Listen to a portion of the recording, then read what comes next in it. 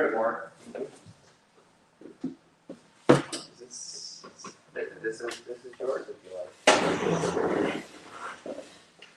This is my chair for when this one gets uncomfortable.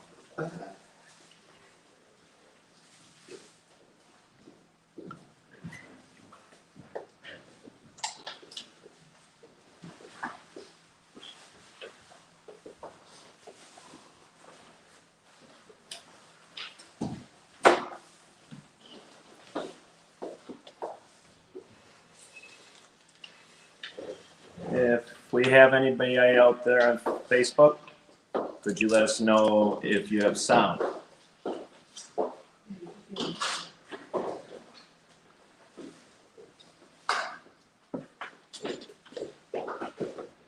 And if not, don't sweat it too much. You should have gotten your invites yesterday for the Kajabi sites, which will have the video and all the handouts you can do at your leisure as well. Did everybody here get like 3 emails in a row from me yesterday? Like 2 from Kajabi and 1 from me saying, hey, this email is actually legit? Oh, yeah, that's nice. Okay.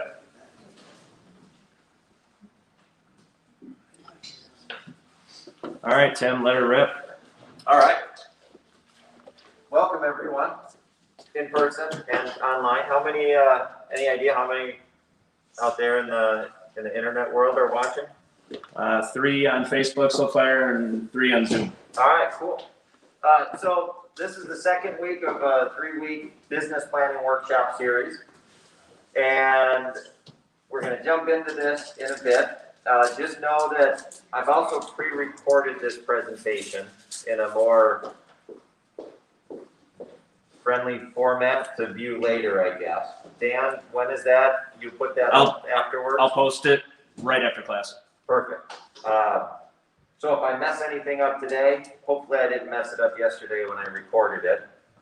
One other thing, I guess, before we get started, I want to touch on the master contingency list, the clause manager, just to make sure everybody knows where to get that. And Dan, if this is wrong, let me know. But you should be able to just go into Drive on the left side, Shared Drive, Remax Preferred Resources. In there, Contracts and Contingencies. And Master Contingency List. So this is where we have the contingencies that are out in the clause manager. And right now, the only contingencies or clauses that we have out there are the ones that are most common. If you're out there using this in zip forms and you want something else out there, just email me, let me know what's missing.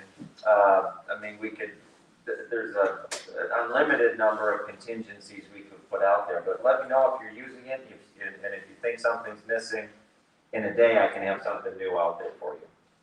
And if you want to create your own, this is kind of the company-wide clause manager. You can also have your personal clause manager. If you want anything customized, you can have your own set up and ready to go so you can easily use that. Okay, that's all on that for today.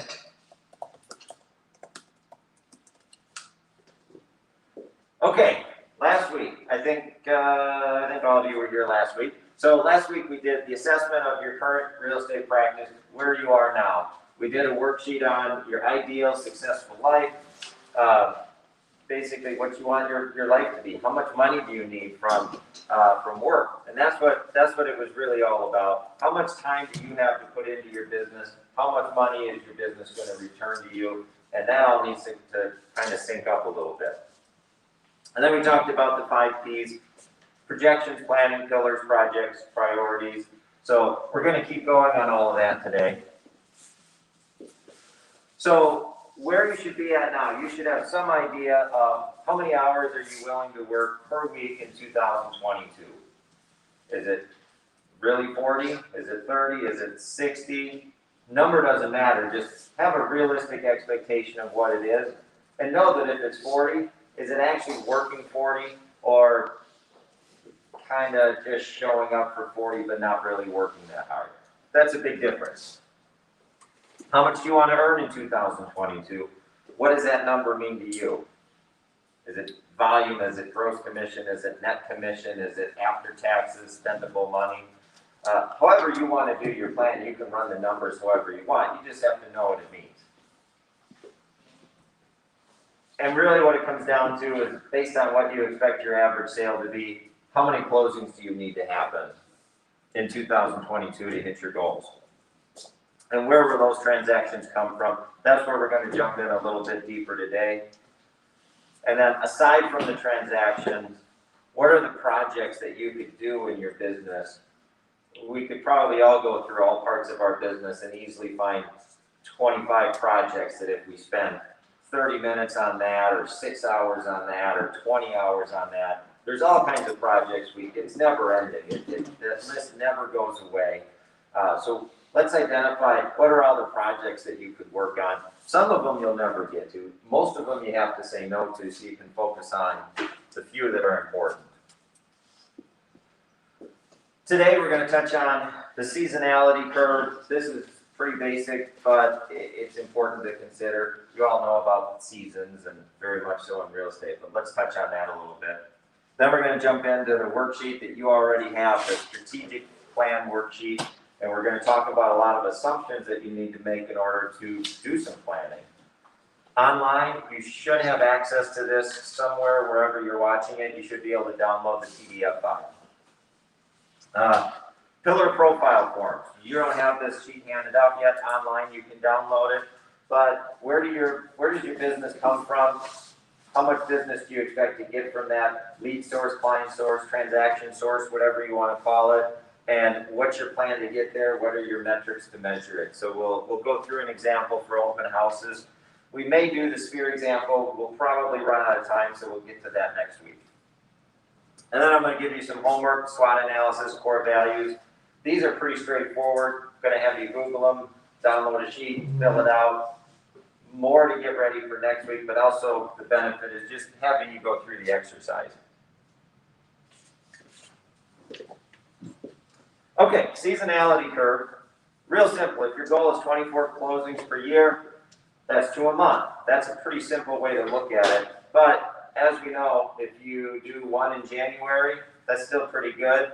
But if you only close 2 in June, maybe you don't pat yourself on the back because you're going to close more in the spring and summer than you are in the winter for sure. So, however you define your market, you can look at Paragon and look in the last 12 months or the last calendar year and look at how many total closings were there, how many closings in January, how many in February. Just come up with a percentage for each one. If it was exactly even across all 12 months, it would be something like 8.4% of your yearly closings happen every month.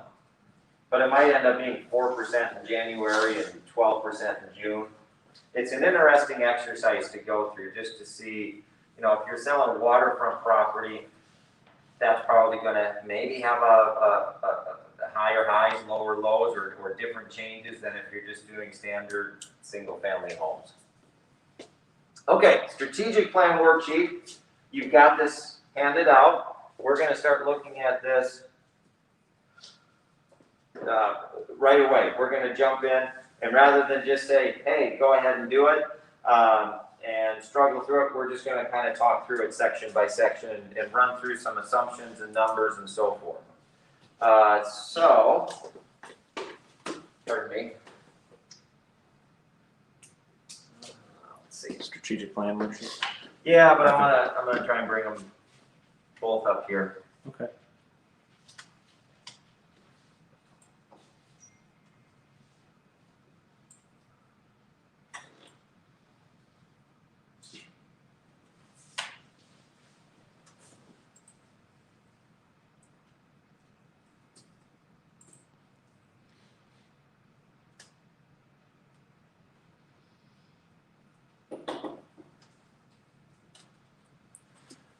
While Tim's pulling the strategic plan thing up, so if you can hear me online, I know I asked everybody in the room already. Yesterday, you should have gotten essentially 3 emails from me. One saying, hey, there's 2 emails coming that aren't BS, so don't ignore them type of thing. You guys maybe have heard of Kajabi before, maybe you haven't. It's just a platform to host some of our local stuff here on. But if you guys go into that, that's how we're going to be taking any classes that we're doing live or whatever, manuals, trainings, PDFs, anything else with it, and we're going to host them in there. And so you guys can come back and kind of work on them at your leisure or whatever. So make sure you at least log in there, make sure you can get in there. If not, contact us and we can resend you your link or whatever. The Remax University platform also got a gigantic upgrade this last couple of weeks. So when you're in Max Center and you go into the new, there's two Remax University tiles, one, the new and improved and the old one. The new and improved, I'm also going to duplicate them there. The reason for this is that some of our trainings and some of the stuff that we do will be very real estate forward and make sense for Remax people only. Some of the stuff that we're going to put together in 2022 is going to be for your business in general and not necessarily Remax specific. So if people are wondering why we're going to put it in both places, no matter whether it's our own personal or not. But I just wanted to make sure that you guys knew that that was out there. It was legit. So if you see messages coming to you, hey, you just got a new offer for this course, or you got a new offer for this course, it's not BS and it comes from Preferred Success. So if you see that, that is legit.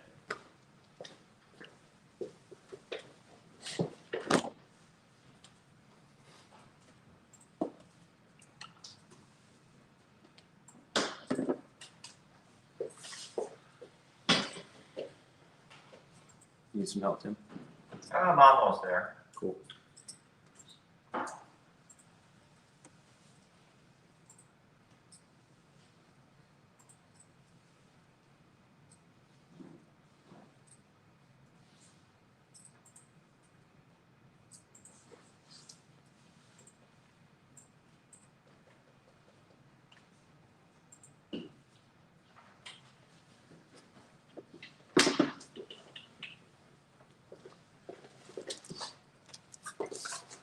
Okay.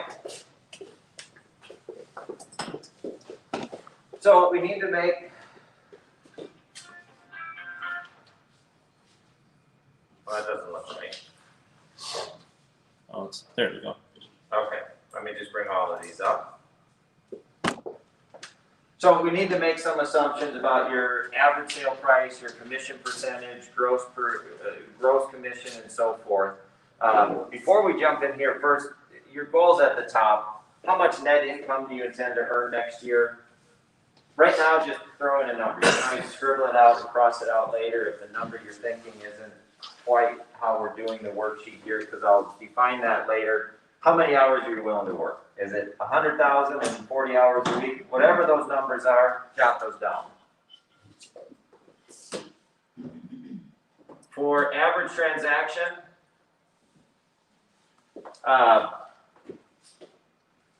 actually, let me jump through this slide. We're going to talk about expenses, income splits, how your time is allocated, and so forth. And now we're going to jump into each section here. So what is your average sale price? Not what was it, what do you expect it to be next year? And then what do you expect your average commission percentage to be on the buy side? Now, if you're over closer towards Milwaukee, you may be having more 2.4% buyer side deals. It's probably not going to be 3%, even though most of your deals are 3%. You get one in there that's 2 or 2.4, it's going to mess it up. So maybe look back at your past sales. Is it 2.9, 2.7? Pick a number that's reasonable for you and put it in there. Multiply the two, and that's where you come up with your gross commission on the buy side. Same thing on the seller side. Your average sale price may be the same. A lot of times for listings, it's a little bit bigger than for buyers. Whatever it is for you, put it in there. Same thing with commission percentage. I picked 2.7, 275, gross commission being 74.25. These numbers are probably a little low as far as sale price for the current market. Whatever your market is, put it in there. So expenses, I group them into 3 different categories. You have fixed expenses, optional or variable expenses that are more under your control, and then per transaction type expenses. So your fixed expenses, or what I would consider fixed expenses, are about $3,000 per year. When you add in association dues, Supra, MLS, E&O insurance, the monthly technology fee from REMAC, those types of things, it adds up to roughly $3,000. If you're going to be in business, even if you don't sell a single house, you're going to have these expenses. Other fixed expenses might be if you have any multi-year contracts. There's a good chance that you don't have any of those, but if you signed a lease, if you have some type of agreement for software that you purchased, if you have any multi-year commitments that you have to spend money next year and you can't get out of, that's pretty much a fixed expense at this point. So in the strategic plan worksheet, list out your fixed expenses, come up with the total, and it may just be the $3,000. If you can think of any more, go ahead and put them in here.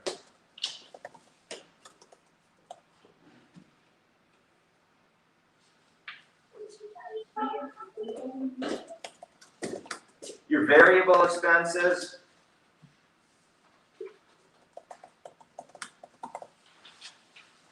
office supplies, Post-it notes, pens, anything like that, branding type of things, business cards, signs, money you spend on the website, computer, phone. Do you need a new one of these next year? Are you going to buy it this year yet? Anything to do with your auto? Are you just doing mileage? Are you going to get a new car? Does that affect your expenses this year? Your CRM, really any software that you might use, training that you're paying for, accounting, tax services, things like that. And then any lead generation, lead conversion, marketing, any of those types of activities. Try to think of all your expenses. Look back on your tax returns from previous years. Look at your Schedule C and your categories and try to come up with a realistic view of how much money do you spend on all this stuff. Is it $5,000 a year? Is it $30,000 a year? Marketing, lead generation, some people spend zero, some people spend thousands of dollars a month. There's no right or wrong answer, just know what that is. The per transaction expenses, this is going to be more similar across the board, but still different for each. Now, I've got some splits listed up here. These are not actual splits. This is just, if you've ever tried to do a spreadsheet and sync that up with how the splits work, obviously if it's your first month of your fiscal year, you're paying in your split. After you cap, you get to keep a lot more of that money. One transaction isn't necessarily worth more, but you keep a lot more from one of them. So when we're projecting, how do we do that? You could just come up with a yearly total for expenses and say, hey, this is my gross, this is what I'll probably pay in for splits for the year. That's one way to do it. Here, let's just assign a split for every transaction without considering caps. So these are not right. I calculated these a few years ago. I'm just going to still use them. Obviously, if you're doing 12 transactions, your overall split at the end of the year that you paid in is higher than if you do, say, 36 transactions. So if you do about 24 transactions, the number I came up with was it ends up being about 15% is what you pay in for a split if each of those transactions are $250,000. You can do your own math to figure out what that number is for you. For this example, we're just going to use a simple 15%.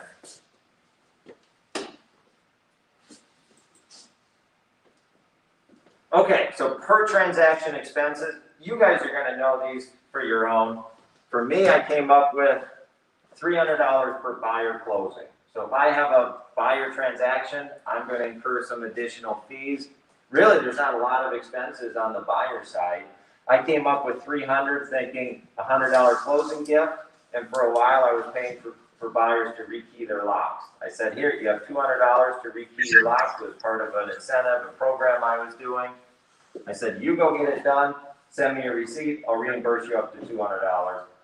Half the people didn't take me up on it, half did. That's where I came up with $300. Today, On a $250,000 transaction, I'm probably giving a $50 closing gift and that's it. Maybe 75 or 100. So that's even a little high for me today. On the seller side, again, what do you do? I came up with these numbers based on, well, I spend a couple hundred on a photo shoot, couple hundred on staging, ordering the yard sign install, maybe some Facebook boost or something. So about $500 initially to get the listing up and running. Lately, this past year, I haven't paid for any staging. So my $500, that would be less as far as what I would expect for next year. $200 for listing maintenance. Well, back in the day when it took 2 months, 3 months, 6 months to sell a listing, we'd have more work to do for more time. We might be running more ads and so forth. So what do you expect to spend on a listing after that initial listing setup? Nowadays, your expectation might be $0. And closing gift, $100, $50, 0, whatever you do. So my number ended up being $750. All of these numbers, as we work through the sheet, when we get to page 4 or 5 or 6, it's all going to be put into a spreadsheet, not a spreadsheet, a form. And I think that's where the value of this class comes in. We're going to kick out some numbers that start to make sense. So bear with me here as we work through all this.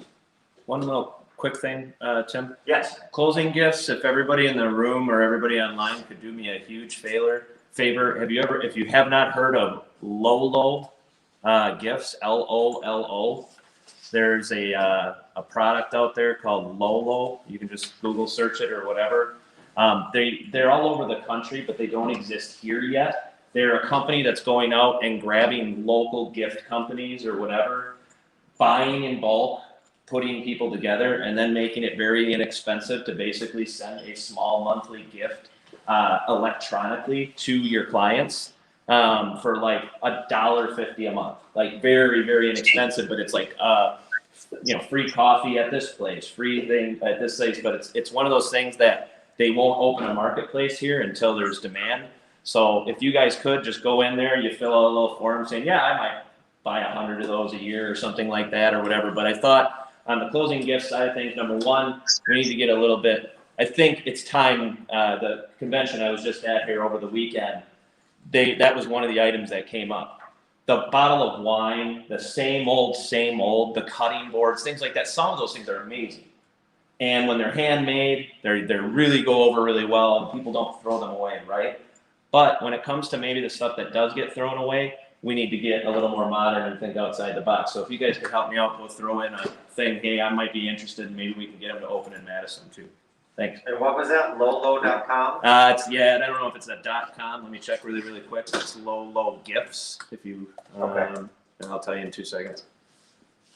It is Lolo.gifts. So LOLO.gifts. So it's not a .com. Thank you. Sorry. Oh, no worries. Okay. This slide is just a quick one. There was no, I don't know why it's in this order, but here it is. Income splits expenses. How do we look at it? It's think about how much you want to make, what that number means. Gross commission doesn't matter. It's what you have left over. Doesn't matter if you spend $0 a month on advertising or $10,000 a month on advertising. What do you get to keep at the end of the year? So you care about net income. We're talking about net income today. Whenever I talk about numbers, it's net income equals gross commission minus splits, minus your per transaction expenses, minus your business expenses. That's your ultimate net. There's, I guess, a few different nets along the way that we talk about as well. But that's what we want to get down to. It's essentially your Schedule C income. Okay, so per transaction net income. Again, these are the numbers from before. What's your average sale expected to be? What's your commission percentage? What's your gross commission? Enter all that into the worksheet here on page, what are we, 3, 4? Page 3. Minus your split, whatever split that you think is reasonable across the board. minus that, minus your per transaction expenses that you came up with, and that results in your average net commission per transaction after expenses. So same thing on the listing side. Okay, we're going to come back to the money and plug those in later, but now let's switch over to time.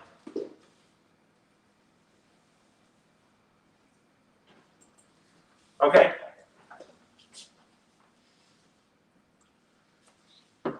How your time is allocated, I've broken this up as well. You have overhead, administrative type activities, just like you have those types of expenses. You also have working on your business time, or you should have some working on your business time. You have per transaction hours and client generation. So if I break this down, you have the client generation really starts with lead generation and lead follow-up to get that lead to a point where they're a client. Not necessarily a buyer agency or a listing sign client, but you have a commitment. You have a serious buyer or seller. At that point, in my opinion, that's when the transaction starts. When the buyer says, let's start going to look at properties, that's when you start working with the client. You're not generating that client anymore. And the per transaction hours, how long do you spend working with the client, going through closing and so forth. Tim, would you argue people grossly over or underestimate that? As far as that time, like if you didn't do the actual math, do you feel like you typically think people overestimate that or underestimate that? I think everybody's different. Okay. Well, and I think everybody's different with how much time they spend on different activities, and I think I spend a lot of time on activities, and I may throw some pretty high numbers out there, and I think I may still be underestimating. Some of you may overestimate. So I don't know. I think it really depends. I just want you to be realistic. Don't expect something to take 10 hours if it really takes 20, and vice versa. Don't flip it the other way.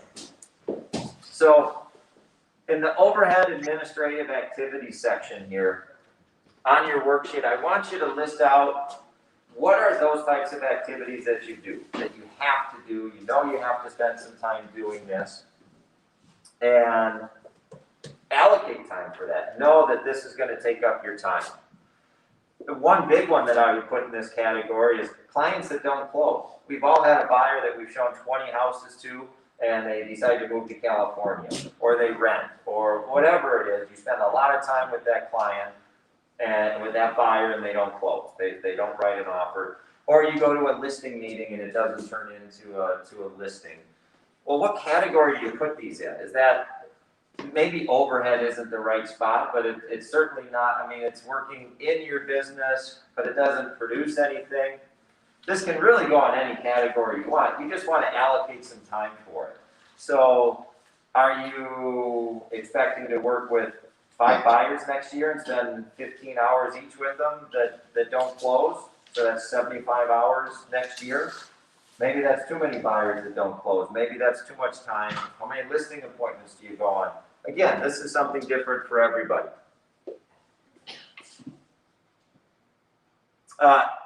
As you're putting hours in here, you can either break it down by week, or you can just put the total hours per year, and then on the bottom, you can take the total hours per year divided by 52. Ultimately, we want to get down to how much time do you spend on all the activities that you've decided to put into this category. Is it 10 hours? Is it 2 hours? What is it? Until we know what it is, we can't improve on it. CE, this takes some time. This could be considered working on your business. It could be considered a requirement, so I have to do it. Again, put it in whatever category you're most comfortable with.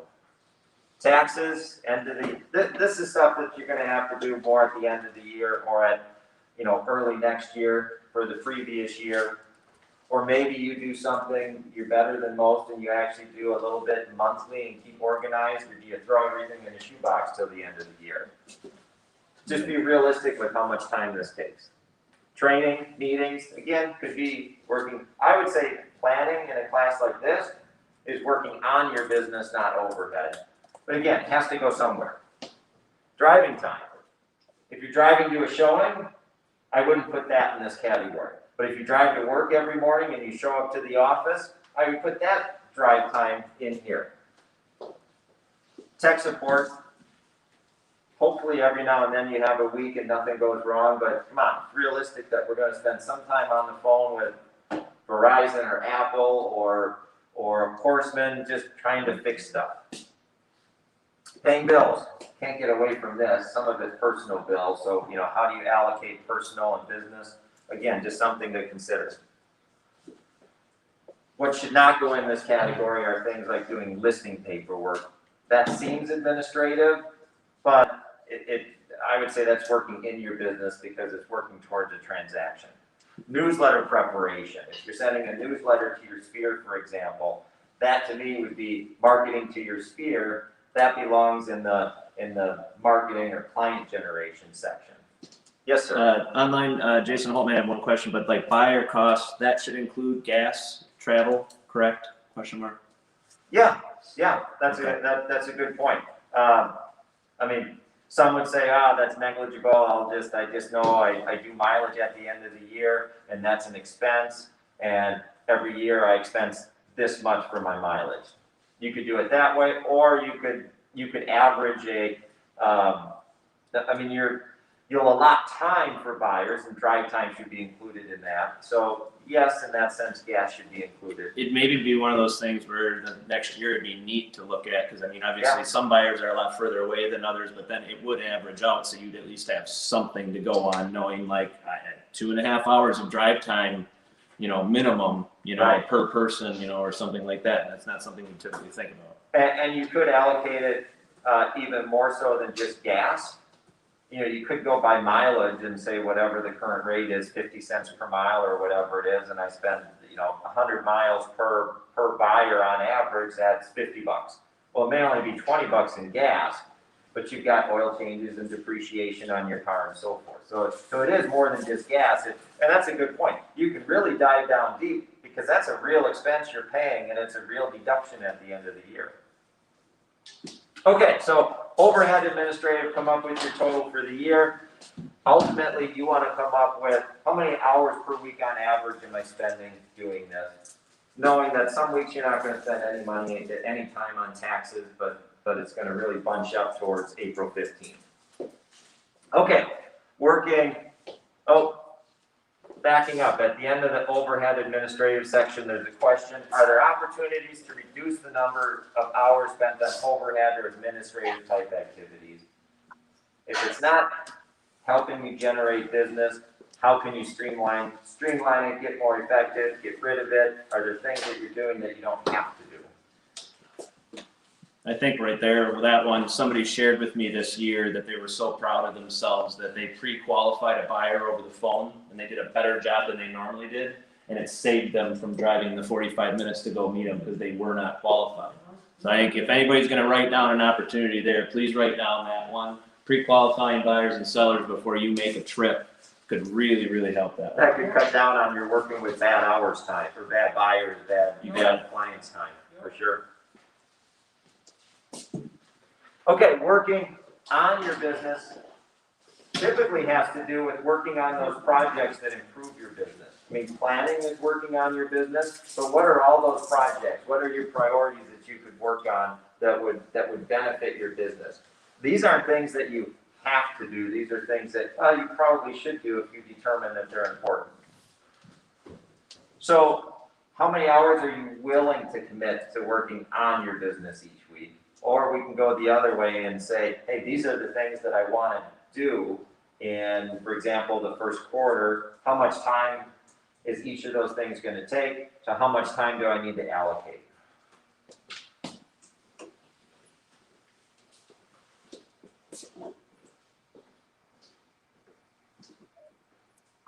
Some of the activities, as we mentioned in the overhead section, some of those could be in working on your business. Some could be considered a priority, a pillar of client generation. Again, you can divide these up however you want to. Ashley, are we ready for a drawing? Sure. We can jump in right now and do that. I'll keep talking while you hand out tickets for now.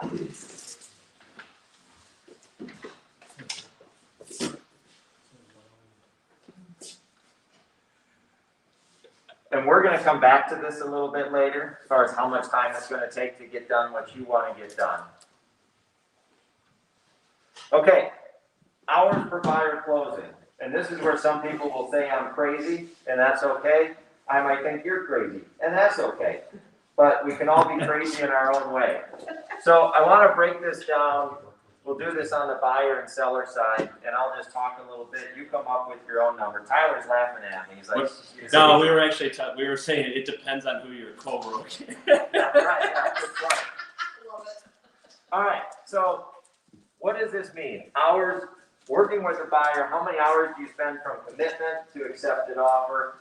To me, commitment means buyer says, yep, let's do it. I'm gonna buy a house and I'm gonna work with you. It doesn't matter if buyer agency is signed yet, because we've all had buyer agency signed that doesn't turn into a closing. So when do they commit?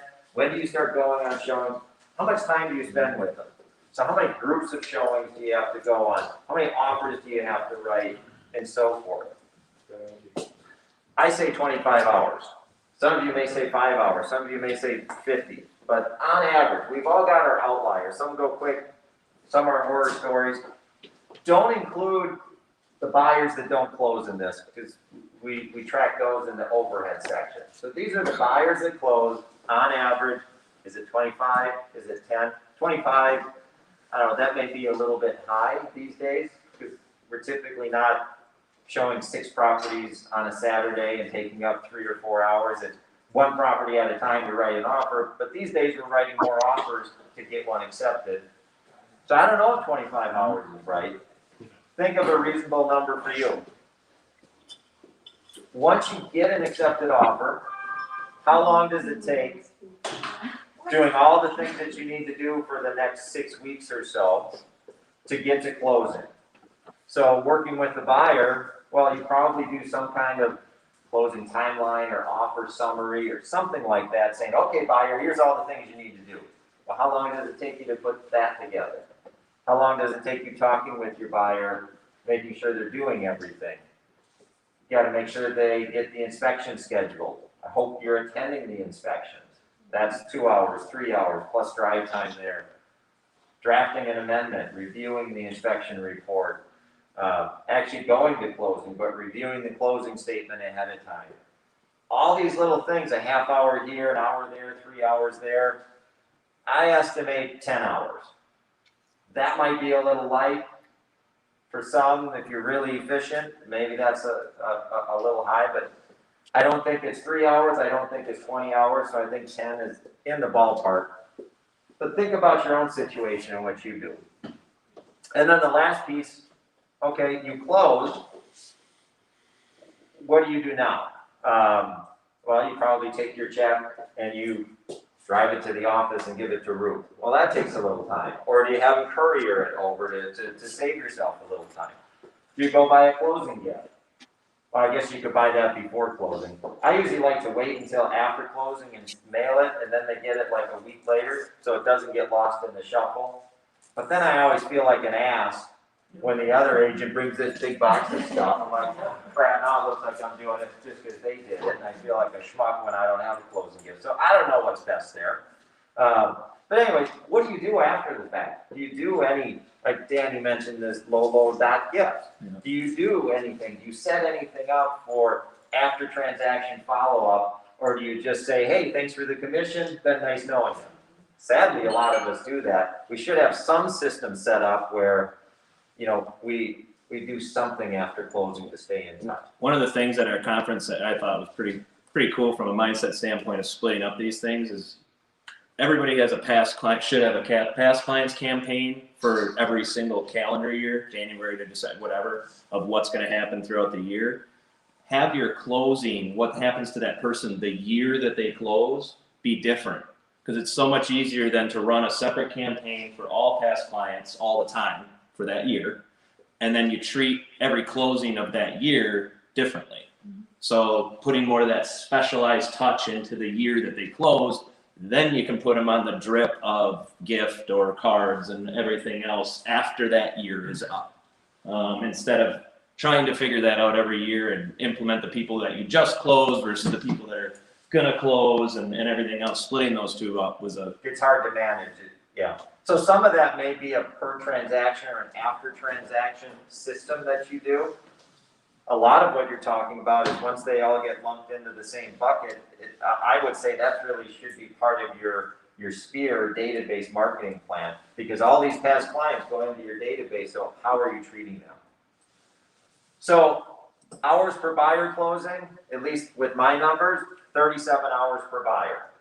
And it'll be interesting when we look at my listing numbers, you're gonna think I'm crazy, because I actually think I spend more time on a listing than I do with a buyer.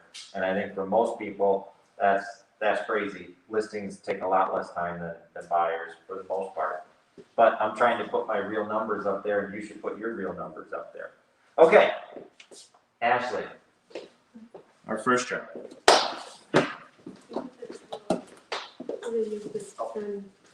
So in case you guys are wondering, yes, online and everything, this is a ploy to get people to come and see us in person, because it is awesome to see people in person again. So when you do come to stuff in person, we give crap away every single time, so.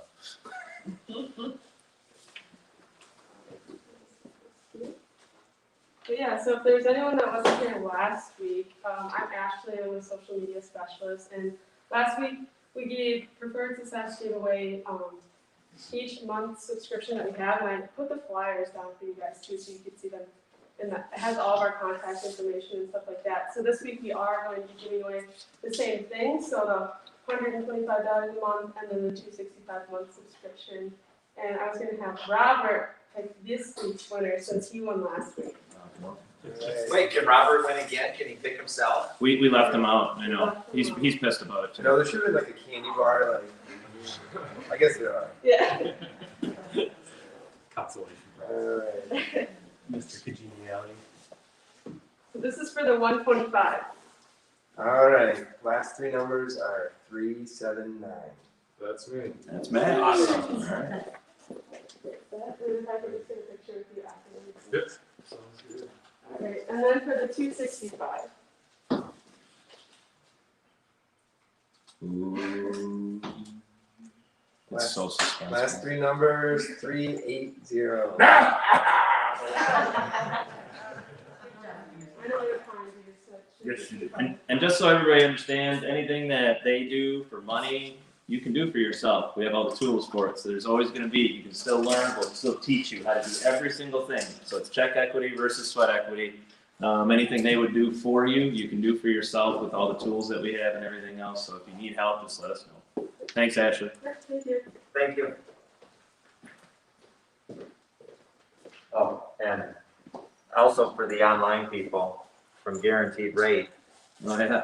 or I should say not for the online people, this is a bonus for showing up. A cool little kit with a portable charger for your phone. And a lot of candy bars. Heck yeah. Thanks, G-Ray. Thanks, G-Ray, homies. Getting chilly in here. Okay, now the fun part, listings. And you can say I'm crazy, that's perfectly fine, I can take it. So, if we break it down on the seller side, from commitment to the listing is up and running. This means the listing appointment, in my opinion, is part of the client generation process because they haven't said yes yet. But you give your listing appointment, they give you the thumbs up and say, okay, let's do it. List my property. What all has to happen? Well, you're going to draft listing paperwork, you're ordering pictures, you're walking through the house, doing your visual inspection, taking notes so you know what to promote, what to point out. Measure room, measure square footage. We don't have to always measure square footage anymore. Sometimes I still do, but if the assessor seems reasonable with their numbers, I go with that. Sometimes I'm actually measuring and calculating and making spreadsheets. Ordering photos. I go to the photo shoot. I don't stay there for the whole time, but I drive there. I make sure the house is ready. Wait for the photographer to show up. Make sure the seller's leaving them alone so they can do their work. Do you do any staging? For me, I really get bogged down putting the MLS sheet together. It's one of those things that should probably take 2 hours, and I swear it takes me 8 hours. It's just hard for me to do. Going through the pictures, uploading them all, and now what? We can have like 500 pictures or something. I don't know, what is it, 96 or it's crazy. So they did increase the number, right? Yeah, we They did. did, I yeah, was like, wow, so many pictures. yeah. What's in the basement? The people don't even organize them, they just load them in. Throw them out there, yeah. What was it before, like 26? What's up to 36? It was like 20 and then it went to 30. I think 36 is a good number. 30, yeah. It was The reason, reasonable. just so everybody knows, the reason they increased it was the demand outside of our area too, and some of the other like stipulations. Paragon is obviously an MLS system for not just here, so it was more or less a system-wide thing that they did because out in other parts of the country, and then obviously you get a specialty property like acreage and like everything else, and they were always complaining if it is a 6,000 square foot house plus it had all this acreage and barns and everything else that you couldn't have all. So yeah, lakes. What do you guys think? Well, I guess let me finish. So listing up and running means your MLS description is in, all your details are in, you proofread it, you let the seller look at it, you know, it's uploaded into Paragon, ready to go live, or it does go live. You ordered your yard sign, you made your brochures and printed them, and you dropped your booties off at the house, and whatever you do to get a listing up and running to the point where it's live in the MLS, all your initial marketing is done. Is 15 hours reasonable? Does anybody think they spend a lot more or a lot less? Tyler, you probably do a lot I less. don't spend 8 hours putting that on this. Oh, man, it's hard. But I would say 15 hours is pretty close by the time you Okay. drive there and get your booties and all that kind of stuff out. And I don't organize all that well. I don't mind stopping in and seeing the seller a few more times. I don't meet the photographer either. But yeah, I don't meet the photographer unless it's a nice property where I can have specific photos of different individual things. I do. I meet the photographer. I'm a control freak. Yeah, I like things a certain way. I like to have things staged. So sometimes I have families who are a little bit disorganized and have children. So I'll like whoosh, get everything out of it and then put it back. so I would say that's awesome that you don't need the photographer. You're able to give up that control. I'm kind of with you, and I hate that about myself. It just creates extra work. I don't get I'm always impressed, even when the place doesn't look that great, they just are pros, you know? I send them an email to the photographer normally and say, I want photos of this specifically. I want you looking out this window to get a picture of the view from the window and stuff. Yeah. Oh, that's a That good idea. works pretty well. And if you can save that 3 hours, you can save that 3 hours. And you do that over the course of 10 or 15 listings for the year, it adds up. But you Well, build it as value to the seller too, though. Right. They don't know the stranger walking into their house, so it gives them peace of mind knowing I'm gonna be there the whole time. Yeah. They also hiding the toilet plunger and the trash can. And dog for the food. pictures and- Right. Right. Poison Touch for them. The toilet's not, the toilet will sit down. I can't believe I still see pictures out there. Here's the crappy little powder room and the toilet seats up. I mean, why are you taking And that? the bottom when it's dirty. I mean, I can understand why the photographer takes it, I don't know why they don't close it, but it's bad enough that the photographer takes a picture, but then for the listing agent to actually post that Put it up, picture. it's ridiculous. Oh, Just as a little note too, whoever your photographer is, number one, the reason they're your photographer and you haven't fired them yet is hopefully because they're professional and kind and inviting. I know you guys are sick of hearing me talk about video, but another really easy way to save from that weird feeling of a stranger, do an introductory video with your videographer that you use most often or whoever's shooting your homes. And that way you can just send that to them and be like, hey, you know, my guy happens to be Charlie. This is Charlie, you know, he's gonna be showing up at your house at, you know, some point this week, blah, blah, blah, blah, blah. Charlie, is there anything you want to know? Do a little video that you send out to each and every person, and now they're introduced, they're there, and you don't physically have to be there if you don't want to. Of course, there's gonna be certain times you have to because of the seller, or maybe they're extra weird, who knows, I right? just pretend like that's the way it works. yeah. But like some houses I'll go on to, but I mean, if I can get away from it. Selling it. We're selling it the way it works, yeah.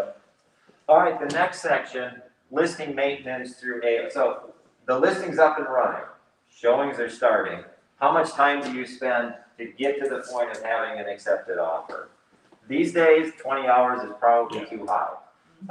Back in the day when you have a listing for 6 months, 20 hours is probably too Too low. You know, if you're doing open houses at your listing, well, does that belong in this category or does it belong in your open house client generation section? Either way, you decide. But I would say today 20 hours is too much. You know, even if you get 20 offers and if you sell it in that first weekend, you're probably not spending 20 hours reviewing the 20 offers. So today, I mean, you at least have to communicate with some agents, communicate with the seller a little bit, review an offer, send it through DocuSign. I mean, that honestly could be an hour or two in some cases. You get one offer, it looks good, seller accepts, boom, you're done. So I would say 20 is high. I'm going to leave that there just because all my math is based on that.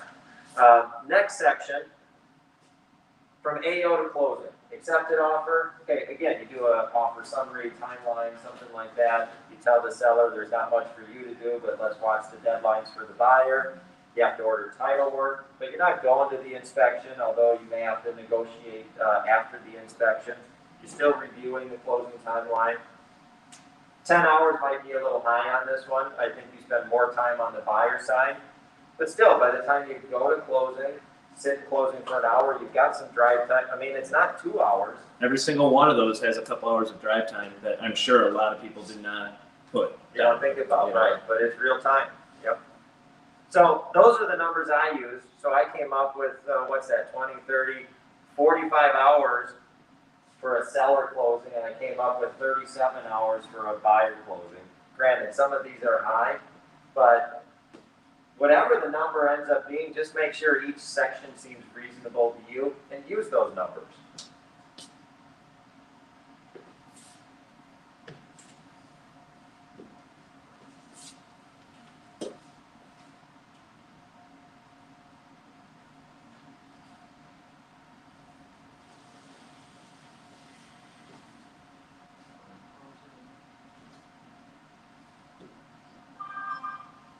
Okay, I think we skipped a section here. You guys must be hurrying me. It's our fault, obviously. Your priorities section here, this is where you look at that list of your projects that are 25 projects, for example. Well, maybe if you have that now, you're saying, hey, I want to get this done before the end of the year. Well, that's great. Pick one or two, try to get it done before the end of the year. But let's look at Q1 2022. Look at your projects list, and for those 3 months, pick 3, 4, 5 projects, or 1 or 2 projects, depending on how big or small they are. What are your priorities to get done so you're moving something in your business forward? The problem is we come up with this list of 25, or we never come up with the list. 2022 comes and goes, and we haven't done a damn thing to improve our business. We just take the business that comes and then we move on to 23. Well, I think the most powerful thing you can do is take your projects list. First of all, you need to have a kind of throw all that mud on the wall so you can consciously say yes or no to it. Most powerful thing you can do is say no to most of that stuff so that you can focus on what's most important. So come up with your top 3 to 6 or 1 or 2, whatever it is that you want to get done in Q1. How many hours do you think you need to allocate to those things? If you're setting up a new CRM, geez, this could be 20, 30, 40 hours. Some other things might need 2 hours and it's done. So come up with a few priorities. How much total time is it going to take? Divide that by 13 for 13 weeks in a quarter. That's how much time you need to allocate to your priorities as an estimate on a per week basis. So, okay. Well, you had one more, but. Oh, I did have one more on the seller side. 2 hours after closing follow-up. So it was 47 hours total.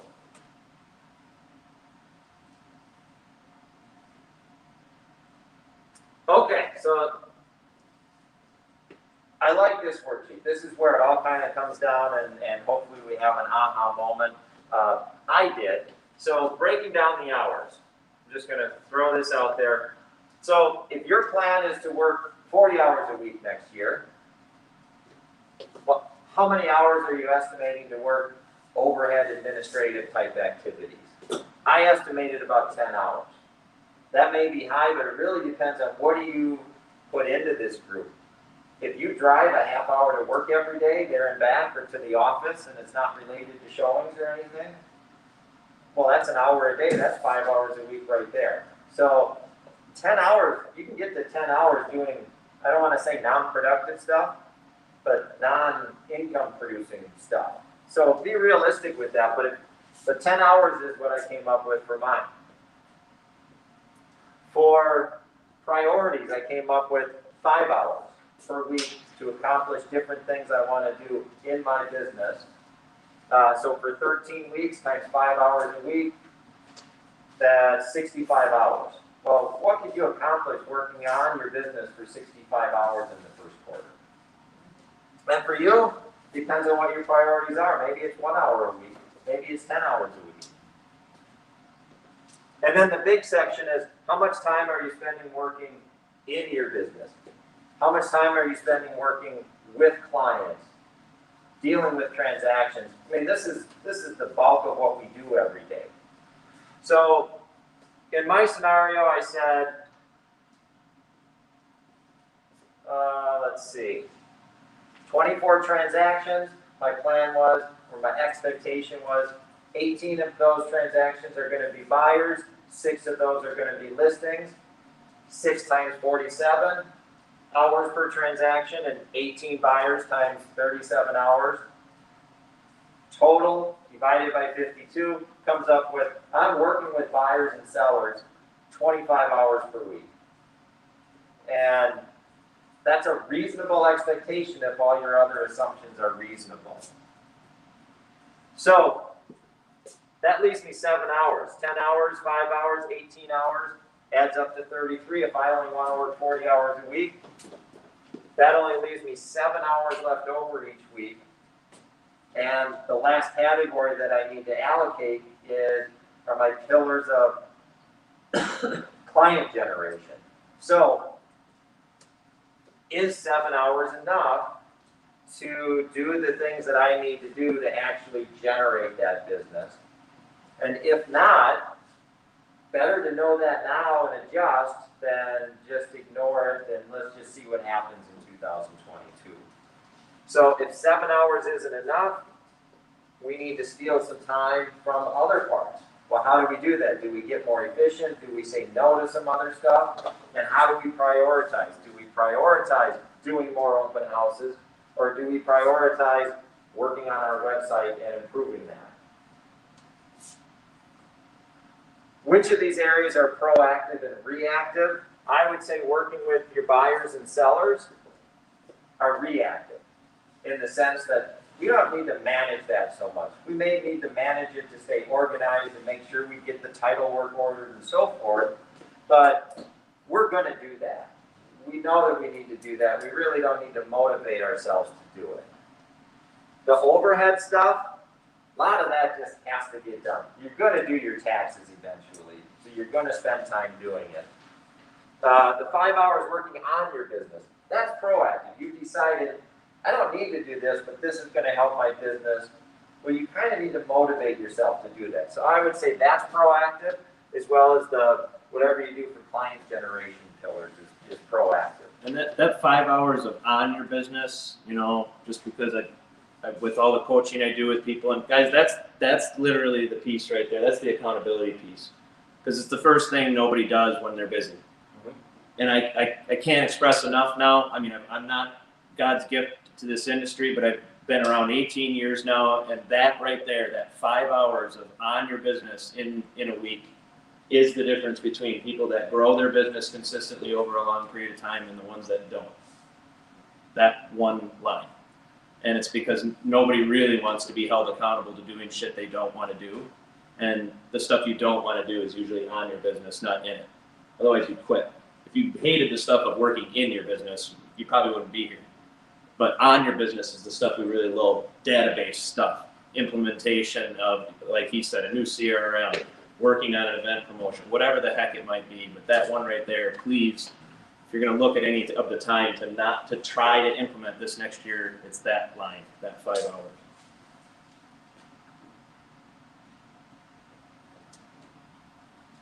Client generation, you can call it transaction generation, lead generation, but my term, client generation, it starts with lead generation.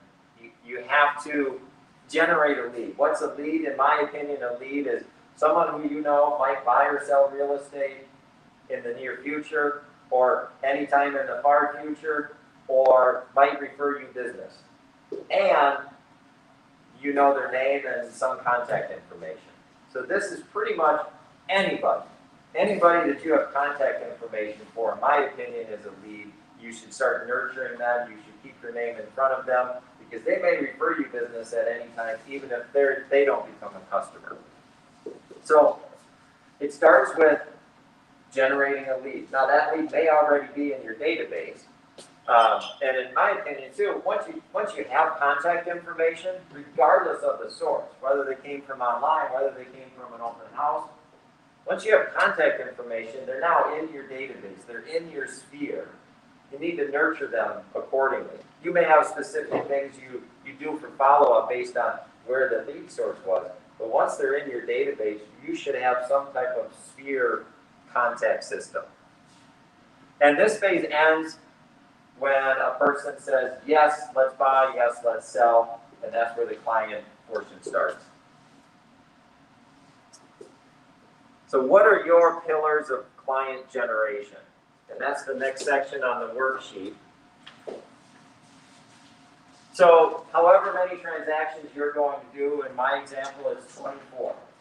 Where are those 24 deals, or however many deals you expect to do, where are they coming from? And this is a point where a lot of us, I don't think, spend enough time thinking about this. If you've been in business for a while, you know that some business comes from my sphere. If you do open houses, you know some business comes from open houses. Maybe some stuff comes from online sources, paid or otherwise. Maybe you do social media advertising. Where does your business come from? How many open houses did you do last year? How many deals truly came from open houses? Maybe it's working for you, maybe it isn't. So be proactive in thinking about where is your business coming from. If you probably truly think you're going to do a certain number of deals, and you probably will, where does it come from? For each source, and this is something I want you to write down, whether it's today, whether it's another day, this is, I think, where the value comes in planning. For each lead source, how many transactions do you expect to get? How many buyers, how many sellers? What's your budget? How much money are you going to spend on that lead source? Could be zero. Open houses, you may spend zero. And how many hours per week are you going to spend doing that? For example, in my numbers here, I've got 7 hours left over if I want to stay within 40 hours. But if I look at my pillars of client generation and it says I need to spend 20 hours doing all this, something's wrong. And that is not a good plan. Okay, so brainstorm ideas. Where does your business come from? Everybody needs to have a sphere plan. And you all do. But some of our plans might be, let's just sit back and do nothing and see who calls. And to be honest, who does that? I'm not going to make you raise your hand, but for the most part, I did that last year, and it worked. I got away with it. Some people call. How many more deals could I have had if I actually reached out and stayed in touch with my database? So this is about what can you do to make sure that you get the business you expect. And maybe you do too much and you end up getting more business. That's awesome. Open houses, that's an easy one. We're going to review that one in the pillar profile as an example. But other ideas, beyond those two, what do we do? Some people have specific lead sources. They're buying Zillow leads or they're advertising on Google. Do you get any leads from marketing your listings? Hope so. A lot of times. I usually get one phone call from a listing, then it sells right away. Sometimes I sell it to that person. But it's an opportunity to talk to that lead, and sometimes they convert.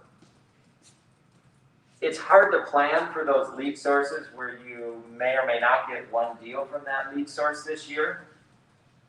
But still, keep in mind, if you're gonna market your listing anyways, try to optimize it for getting people to call you. What do you do for networking? Anything? Do you have a farm that you're trying to generate leads from? Do you do any events? Do you have any targeted sources like the investor community or builders? And a lot of people don't have that, and that's fine. You don't need to do everything, but just identify what you do and have a plan to proactively go out and get that business. If you need more ideas, again, the shared Google Drive under Remax Preferred Resources, lead generation ideas. I literally just put it in its own folder. There's a doc in there right now with 124 different ideas on how to generate leads, whether it's, those things on that list and a whole bunch of other ideas. So if you're feeling like I really do want to add a new pillar or a new source this year and I just don't know where, go look at that one. There's literally 124 ideas on there that are all been done before and are fairly easy to put together. Okay, so I'm handing out, and for you online, you pull up the blank pillar profile form and the open house example pillar profile form. Got it.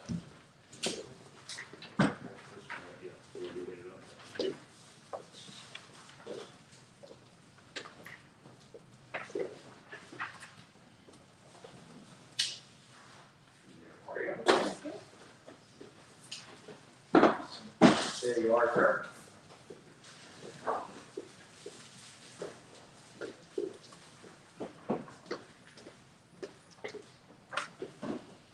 Okay, so there's a lot of different ways to do this. I just thought I'd make a form, throw it out here so there's at least some structure.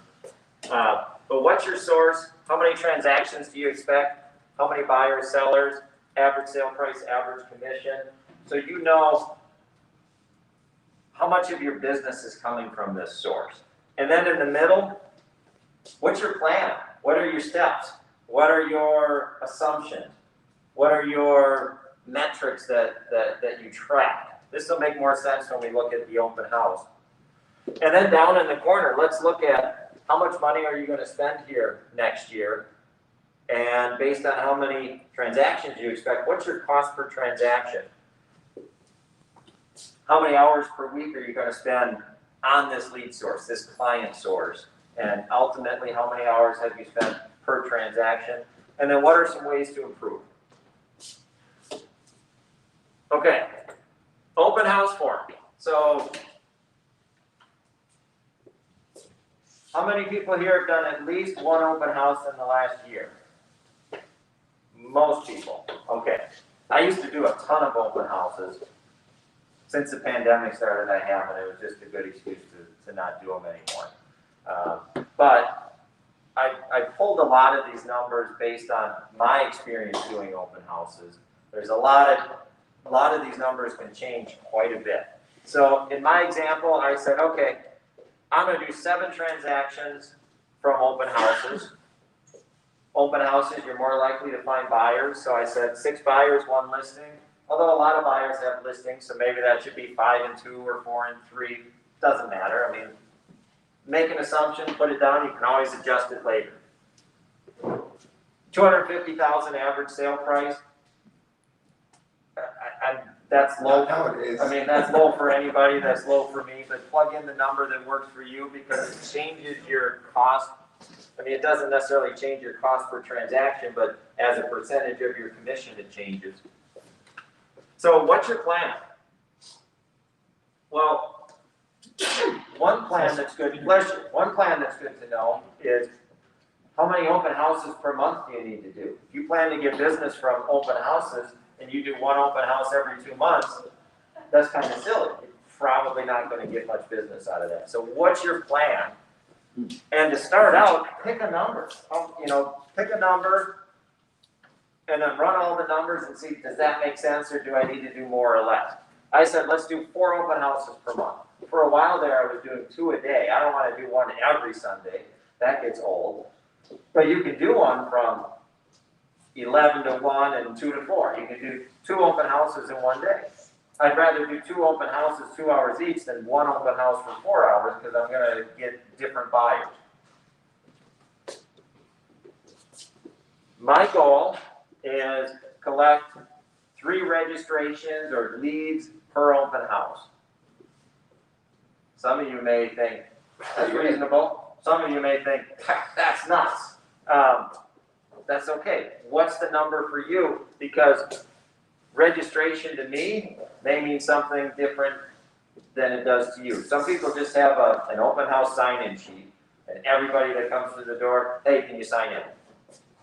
And they might get, in this market with I think a lot of people are still coming to open houses. They might get 20 people to sign in, which is great. So instead of 3 registrations, maybe you average 20 or 15 or 10. That drastically changes the numbers. However, out of those 20 people that registered in the sign-in sheet, you know nothing about any of them. They don't remember you. You didn't have a conversation with them. So that's a lower quality registration. That's going to affect your conversion rate. On the flip side, what if you don't ask anybody to sign in? And your goal is to have a conversation with everyone. And for example, oh, you're thinking about building in this city or this neighborhood. Okay, great. Let me, do you know about vacant lots available? No, I'm having a hard time finding them. Hey, would you like me to send you a list of vacant lots? I can do that early next week. Yeah, that'd be great. Okay. What's your name and phone number and email, and I'll follow up. Oh, here it is. Looking forward to you getting back to me. If I could get one of those every open house, I'd rather get 1 registration because that's a really high quality lead, somebody waiting for you to get back to them. That's the way I used to do it, and I'd go, every 2 or 3 open houses I'd get 1 lead, but they'd be a really good one. And then I flipped, so I have a 1-page sheet, says open house feedback, a little blurb on open house feedback, and then what are you looking for? And I would ask everybody to fill that out. And surprisingly, a lot of people fill that out. And the way I started managing myself was, if I look at, did I have a good open house? Wasn't how many registrations did I get? Because that's out of my control. If somebody goes down in the basement and leaves the clipboard down there, doesn't fill it out, and sneaks out the back door, I can't control that. So my goal was everybody who walks in the door, I'm going to present this form to them, ask them to fill it out. And if I did that, I could feel good that I did what was within my control at the end of the open house, regardless of the outcome. So again, there's no magic to that number. What's the real number for you? And depending on the type of registration you get, your close rate, your conversion rate is going to be different. So if I'm doing 4 open houses per month, 3 leads per open house, that's 12 a month, that's 144 leads in a year. The ratio I picked was based on the type of registrations I get, I think I can close about 1 in 20. Depends on how well I follow up. Who thinks 1 in 20 is, what do you guys think? What are your conversion rates, do you think? Or have you never thought about it? I mean, the national rate of like an online, which there's no relationship, you never met them in person or whatever, is 1 to 2%, right? So really low. So I mean, for that, you're using 5% there. 5%. I think that's really For somebody you met. For somebody you actually physically met in person, and we all know that 73% of them are going to do business with the first agent they ever physically meet in person. Still, I think this is the stat, or 74 or whatever it is. So I think that's reasonable as heck. I think it's reasonable, again, depending on the quality of the registration you get and the rapport that you build, that number can be wildly different. So 1 in 20 leads with 144 leads, there's my 7 closings. So this is a reasonable plan, and I think I can get 3 registrations. 1 in 20, I don't know, depends on how well I follow up, really. But that's an opportunity. Can I get 4 registrations instead of 3? Can I follow up better and close 1 in 15 instead of 1 in 20? Can I do a $400,000 average sale price instead of $250,000? Down here, these are all opportunities to improve. If there's 5 different areas I can tweak just a little bit, this lead source, this client source can become a lot more profitable. Let's see, money. When I do an open house, I really don't spend any money. I'm not sending postcards. I'm not doing a Facebook blast. Maybe I should be spending some money and promoting it a little bit more, but I don't. So for me, the cost is zero. But there's a lot of time. So my estimate is about 5 hours per open house. Even though it's only a 2-hour open house, there's drive time, there's setting out signs, there's picking signs up. For the actual open house, maybe that should be 3 hours or 4 hours. 5 might be a little bit high, but pick the number that's right for you. 5 hours per open house, that's 20 hours a month, that's 240 hours per year I'm spending on open houses if this is my plan. And then I broke down my follow-up. 144 leads, I'm gonna spend 10 minutes. My goal is to follow up with every single lead. How many people here have gotten leads from open houses and never ever called them or emailed them or done anything with them? Yep, me too.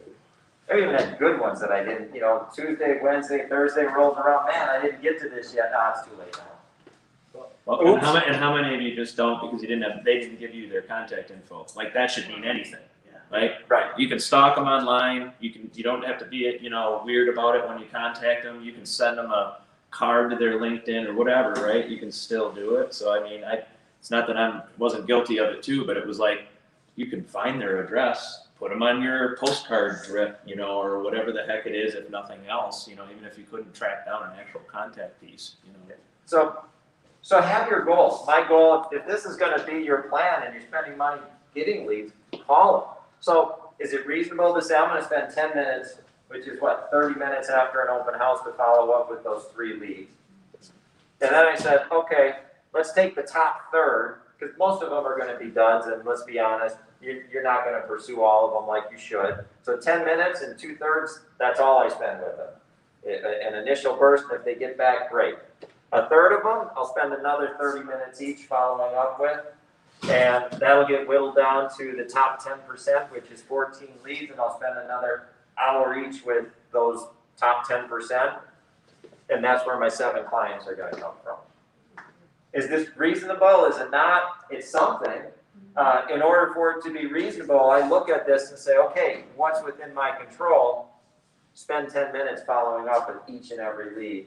Spend a half hour following up with the best third of them. These are things within my control. If I do that, this is all probably reasonable. I think the point of failure is it looks reasonable on paper, but I get tired on Sunday night and Monday and Tuesday.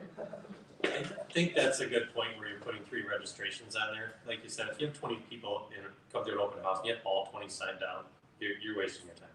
Mm-hmm. The ones that you have a conversation and that are open to finding an agent will talk to you.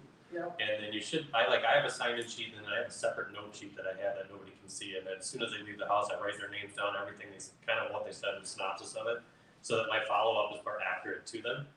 And I get more open house conversions out of that than I do just trying to land I got 20. No, you pick your 2 or 3 good ones like you have here and work on them. Yeah. And I think you'll get less time and better return on it.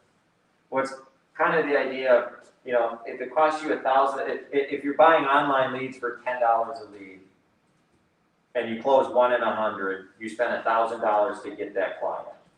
Hey, okay, that's not so bad. But boy, to spend $100 a lead sounds crazy. But what if those $100 leads you close 1 in 10? You're still spending the $100 sounds crazy, but you're still spending $1,000 to get that customer, that client. But you only had to call 10 people back instead of 100. Same thing here. I'd rather have 3 good leads than 20. But it depends. Maybe you've got your database set up and your automation going on. You plug them in, and they get 7 emails automatically, and it fires up a couple of calls on your to-do list. It depends. But I tend to go that way too. I'm not going to follow up. I was more going if you find yourself not doing the follow-up. Pick your 3 or 4 good ones that you met. Yeah. Do it with those 3 or 4 so that it's not so overwhelming with you. And I think Right. once you get a couple wins, then you can follow up with all of them.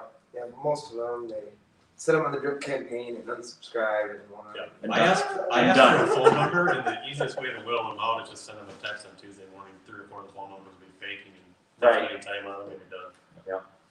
Okay, so down in the corner, what's my budget? 0. Cost per transaction? 0. Total hours per year that I'm spending to do this, 302. That breaks down to 5.8 hours per week. uh-oh, my plan said I only have 7 hours to allot to all my client generation. And I just said I'm gonna take 5.8 of those 7 hours to generate my 7 transactions. So I may need to go back and relook at my plan if that's the case. This is an interesting number now. 7 transactions, 302 hours.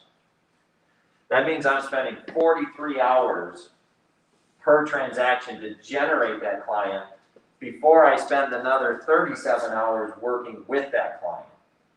What's your knee-jerk reaction? Is that worth it? Oh, totally.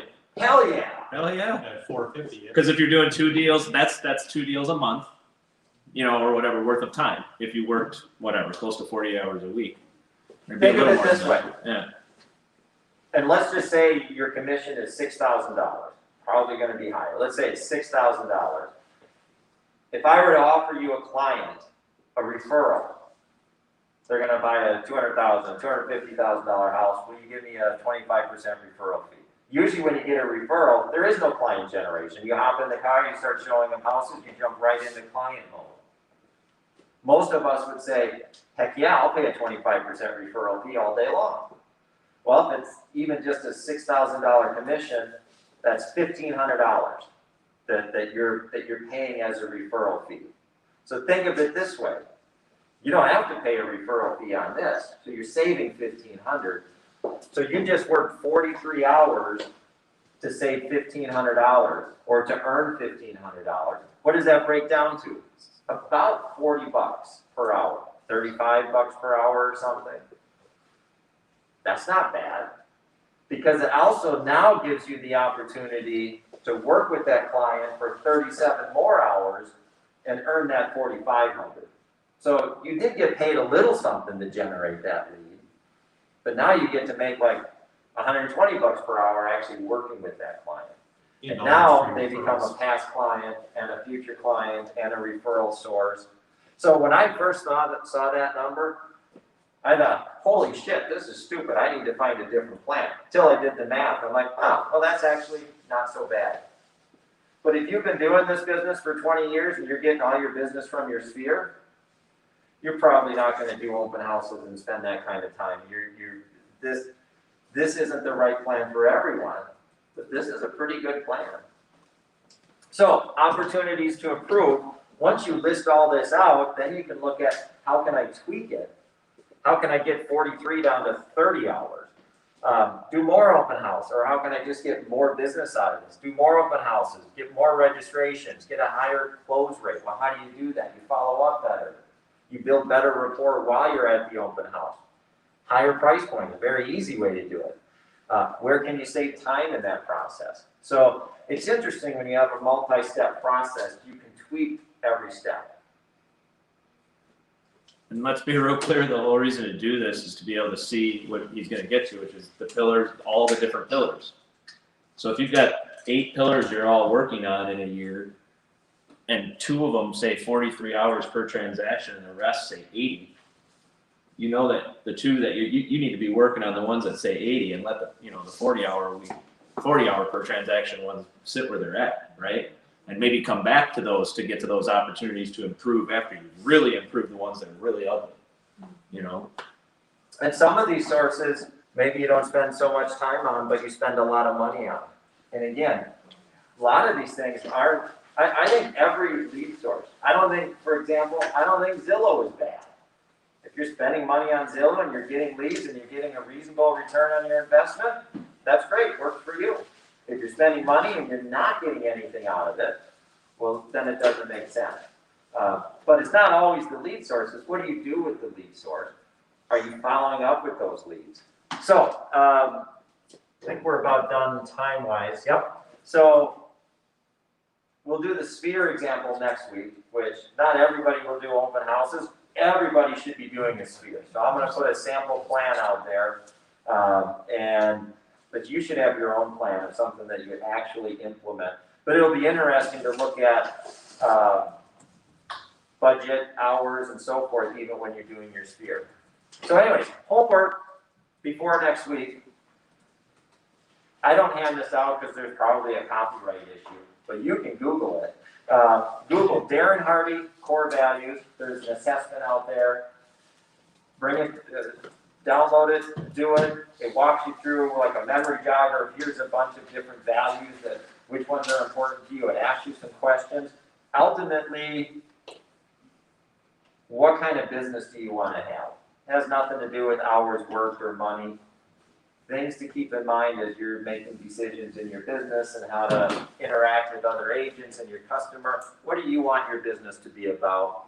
That's going to end up on the one-page strategic plan next week. So do that homework. Same thing with the SWOT analysis. This is pretty simple. Just click on anything on the first page of test results or search results that come up. It'll give you just strengths, weaknesses, opportunities, threats. The value in this exercise is just thinking about each of those sections, actually writing them down. The top ones in each of your section will go into your one-page strategic plan too. Next week, we're going to review the sphere pillar, and if we have time, we can talk about other potential pillars. Quarterly priorities, projects list, and then create your one-page strategic plan so it's all kind of in a quick review format. And then I'll give you some more homework after the next week just for another interesting exercise. And that is it. Do you want to talk? Anything to say? What's going on out there? I mean, give us at least give us a nugget on the mortgage environment. Anything crazy? Any big news?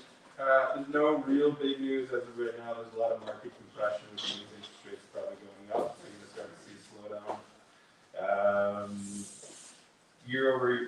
Compared to 2021 and 2022, estimating about 33% less applications, but I think that most of that is refinance activity, quite honestly. So I don't anticipate that. The Mortgage Bank Association did come out and say that they're anticipating 2.7 million new first-time home buyers into the market this year nationally. So it's about 2% of the population will be out looking for a house. A lot. That's a ton. To give you guys a little idea, 2.4 million. The number of houses that are going to get built in 2022 is 1.9. That's just new buyers. That doesn't touch the over demand that we already have. So, and then you have what did we discuss 2 months ago? 32% of the people who leased in July are also going to be added to that 2.4. So that just means the demand is going to be just as high as ever. Even interest rates hiking up, I agree it'll slow some things down. It's probably going to affect Wall Street more than it's going to affect Main Street and everything else. I want to thank everybody for taking the time to do this. As soon as we get done with week 3 next week, just so everybody knows, I'm going to start doing some evening and early morning study halls. I think Dawn's going to help out with some donut mornings and some things like that. We're going to be having still events from here to the end of the year. Learning how to do a business plan and actually sitting down and doing it are 2 entirely different things. Okay? 2 entirely different things.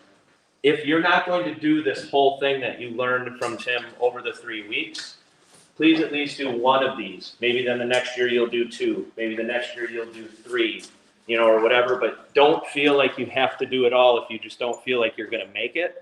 But try and make it a goal. I'm going to set mine to have mine done by the end of the year. Just easy. Have it done by December 31st so that January 1, my plan is done. If you need help with study hall or you need an accountability buddy for getting pillars completed, if you are on a team, and this is really important too, I hope this really helps you understand what some of the stuff goes on in your team in order to keep all of the sources and all the businesses going. Make sure you talk with your team leads or other people on your team as to what is the overall plan so that you know. But just now you really understand how much work goes into this. Just know it gets easier. Every year that you do a really good business plan, it gets a little easier the next year, a little easier the next year, a little easier the next year. Just don't ignore it entirely because it'll screw you over. You have to have a plan or you're planning to fail. Everybody's heard that before. So anybody have anything they want to share before we take off for the day? No? Guaranteed rate. Thank you guys so much for bringing us some lunch. Grab some za and grab a hi and a bye. And thanks for coming. Thanks, everyone. And Tim. The information is completely invaluable, and thank you. Thanks, Tim. Oh, you're Thank you welcome. very much. Thank you guys.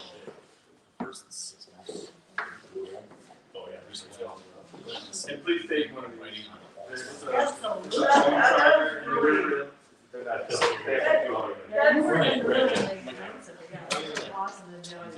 I'm gonna leave these, the extra copies. Perfect. Here. We can use them next week too.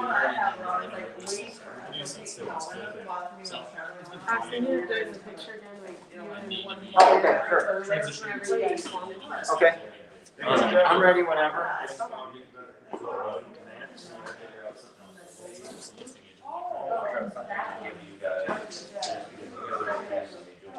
Yeah, sure. So, I'll send it off. Okay. So I'll call Danny.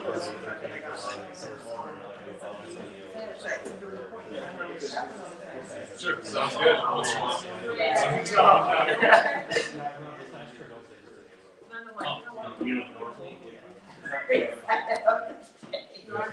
Super negative email this week. Uh-oh. See you, Natalie. My first time really ever. No, she said you're the freshman in high school. And